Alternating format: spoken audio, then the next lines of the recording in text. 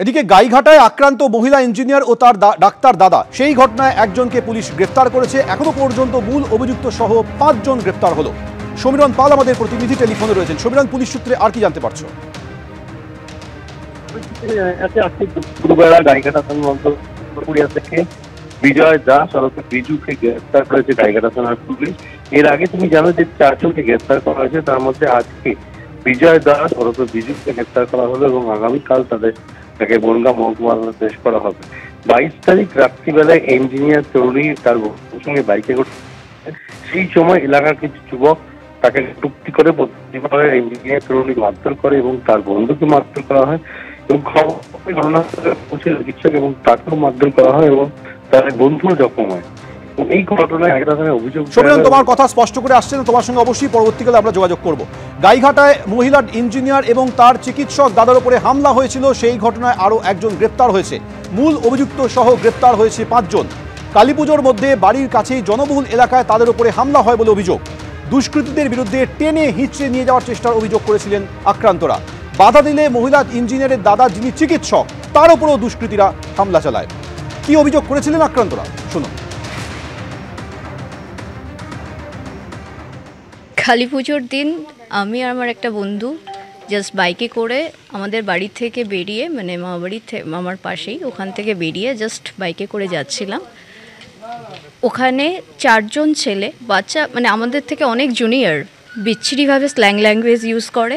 And আমার যে friend গাড়ি চালাচ্ছিল, ওর হাতটা ধরে দাঁড় করিয়ে আমার মানে গায়ের মধ্যে ঢুকে আসার চেষ্টা করে। আমি আমার দাদাদেরকে ফোন করি, দাদারা আমাকে ওখানে যেয়ে দেখে, মানে আমাকে তত সময় মুখে পাঞ্চ করা হয়ে গেছে অ্যান্ড হাতে বাইট। দাদারা গেলে তাদেরকে প্রত্যেকটা পার্সনকে হেনস্থা করা হয়। আমার দাদার মুখে নাকে ফাটিয়ে মেরে দিয়েছে। আমার আরেকটা দাদার পা অলরেডি ব্রোকেন। হ্যাঁ, ইফ টিচিং ছিল। দেন গায়ের মধ্যে ঢুকে এসে মানে টেনে দাঁড় করিয়ে মিসবিহেভিয়ার করার চেষ্টা চলে। অস্ট্রেলিয়ার মহিলা ক্রিকেটারের শ্লীলতাহানির অভিযোগ। ইন্দোরে এই ঘটনাটি ঘটেছে। ইন্দোরে মহিলা বিশ্বকাপ চলাকালীন শ্লীলতাহানির ঘটনা ঘটেছে বলে অভিযোগ। মোটরবাইকে 2 মহিলা অজি ক্রিকেটারের পিছু নেয় এক ব্যক্তি। ওই ব্যক্তি এক মহিলা অজি ক্রিকেটারের শ্লীলতাহানি করে বলে অভিযোগ ওঠে। অভিযুক্তকে পুলিশ ইতিমধ্যে গ্রেফতার করেছে।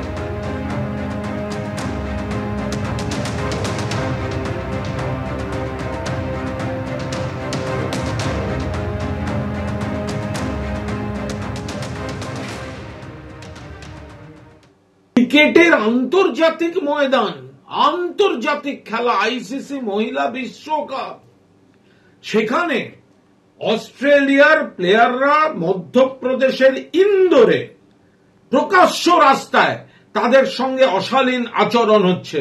ভারতীয় জনতা পার্টি আজ ভারতের মুখে কালি লাগিয়ে দিল। আন্তর্জাতিক দুনিয়ায় ভারতের মাথা हेट করে দিল। এই হচ্ছে डबल इंजन सरकार। अगर ऐसा हुआ है तो शर्मनाक है और जिन्होंने भी की है उसको कड़ी से कड़ी कार्रवाई कीजिए। मेरे को अभी आपने बताया, मुझे इसकी जानकारी नहीं थी, पर अगर ऐसा हुआ है तो उनके खिलाफ कड़ी कार्रवाई, जिसने भी किया है उसके खिलाफ कड़ी कार्रवाई होगी, क्योंकि ये देश के सम्मान के बाद। অন্যদিকে বিজেপি রাজ্য মহারাষ্ট্রে পুলিশের হাতে ধর্ষণের শিকার হলেন মহিলা সরকারি চিকিৎসক। তিনি আত্মহত্যা করেছেন। 5 মাসে 4 বার ধর্ষণ করেছে পুলিশ অফিসার। চালানো হয়েছে মানসিক নির্যাতন। হাতের তালুতে সুইসাইড নোট লিখে আত্মঘাতী সরকারি চিকিৎসক। 4 পাতার সুইসাইড নোটও পাওয়া গিয়েছে। আমার মৃত্যুর জন্য দায়ী সাব ইন্সপেক্টর গোপন বাদনে, উনি আমাকে ধর্ষণ করেছেন। সুইসাইড নোটে উল্লেখ মৃত মহিলা চিকিৎসকের। ভুয়ো ফিটনেস সার্টিফিকেট দিতে চাপ দিতেন পুলিশ অফিসার বলে সুইসাইড নোটে উল্লেখ। এক সাংসদ এবং তার ব্যক্তিগত সহকারীর বিরুদ্ধেও চাপ দেওয়ার অভিযোগ করেছেন মৃত চিকিৎসক।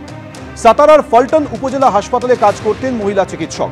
ঊর্ধ্বতন কর্তৃপক্ষের কাছে বিভিন্ন সময় মোট 21 বার অভিযোগ জানিয়েছিলেন। কোনো অভিযোগেই কাজ হয়নি। অভিযোগ মৃত চিকিৎসকের পরিবারের। চিকিৎসকের মৃত্যুর পর তদন্তে নেমেছে মহারাষ্ট্র পুলিশ। এখনো পর্যন্ত একজনকে গ্রেফতার করা হয়েছে। এই ঘটনার সঙ্গে জড়িত 2 পুলিশ অফিসারকে সাসপেন্ড করা হয়েছে। 5 দিনের মধ্যে অ্যাকশন টেকেন রিপোর্ট চেয়েছে জাতীয় মহিলা কমিশন।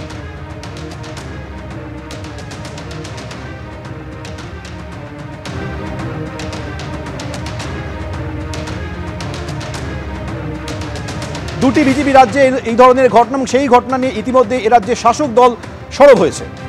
একদিকে পুনে, অন্যদিকে ইন্দোর। 2 জায়গাতেই এই ধরনের ঘটনায় শাসক দল এবার সরব। ঘরে ফিরে বাড়িতেই বসে আছি, তৃণমূলে আর প্রয়োজন নেই। শুভেন্দু অধিকারীর সঙ্গে সাক্ষাতের পরেই সুর চড়ালেন সুনীল সিংহ। তৃণমূল থেকে বিজেপি হয়ে তৃণমূলে ফিরে আক্রমণে প্রাক্তন বিধায়ক। সময় যখন আসবে সবকিছুর প্রমাণ পেয়ে যাবেন বললেন সুনীল সিংহ। পাল্টা জবাব দিয়েছেন বিধায়ক সোমনাথ শ্যাম। তিনি বলছেন, দল কাউকেই গুরুত্ব দেয় না, নিজের গুরুত্ব তৈরি করে নিতে হয়।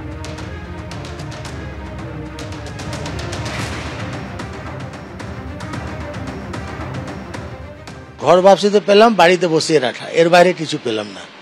বাড়িতে বসে আছি, তৃণমূলের প্রয়োজন নেই। হিন্দি ভাষা বা যে লিডারশিপ, চাहे বাংলা ভাষা লিডারশিপে তৃণমূলের কোনো প্রয়োজন নেই। কেন কি যত কাউন্সিলর তৃণমূলে আছে ওরাই নেতা, কোথাও কাউকে এন্ট্রি করতে দেবে না, কাউকে পলিটিক্স করতে দেবে না। আর যে পলিটিক্স করার লোক আছে ওরা ঘরে বসিয়ে রাখবে। আমরা বসে আছি, এই গ্রাসরুটে আমাদের মান সম্মান আছে, মানুষ আমাদের ভালোবাসে। কে লিডারশিপ ভালোবাসলো না বাসলো কিছু হাজার সময় যখন আসবে প্রমাণ পেয়ে যাবে সব।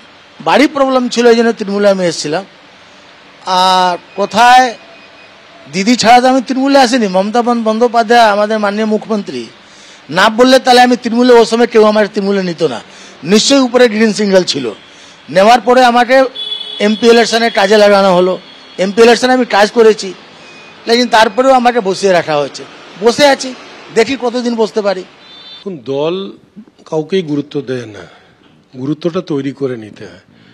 সুনীল সিং তো পুরনো তৃণমূল কংগ্রেসের বিধায়ক ছিলেন উনি, তো ওনার তো বোঝা উচিত যে উনি যদি নিজেকে অ্যালুফ করে নেয় সব জায়গার থেকেই, একটা জায়গা কেন্দ্রিত করে বসে থাকে, তাহলে দল তো বারংবার ওনাকে চিঠি পাঠাবে না।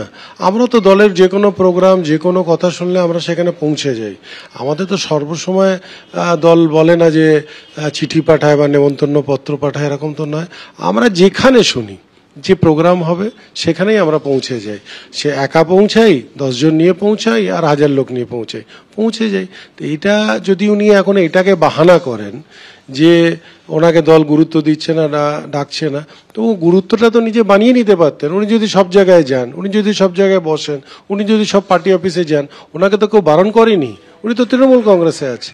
পার্ক স্ট্রিটের হোটেল থেকে মৃতদেহ উদ্ধার কাণ্ডে এখনো অধরা মৃতের 2 সঙ্গী। দেখুন, এই ঘটনায় একাধিক প্রশ্ন উঠছে। হোটেল ও আশেপাশের এলাকায় সিসি ক্যামেরার ফুটেজ সংগ্রহ করে তদন্ত চলছে। ফুটেজে মৃতের 2 সঙ্গীকে একাধিকবার দেখা গেছে। অভিযুক্তরা চেক আউট করার পর সেই ঘরেতে বেডশিটের কোনো খোঁজ পাওয়া যায়নি। বেডশিটটা গেল কোথায়? দাবি হোটেল কর্মীদের। বেডশিট পেঁচিয়ে রাহুল লালকে খুন করা হয়। খুনের পরে চাদর নিয়ে পালায় অভিযুক্তরা। অনুমান পুলিশের, হোটেলে মৃত রাহুল লালের একটি পার্সেরও খোঁজ পাওয়া যাচ্ছে না। যে পরিচয় পত্র দিয়ে রুম বুক করা হয়েছিল সেটা রাহুলের দাদার। অভিযুক্তরা রাহুল লালের ঘনিষ্ঠ। পরিকল্পনা করে খুন, এমনটাই অনুমান পুলিশের।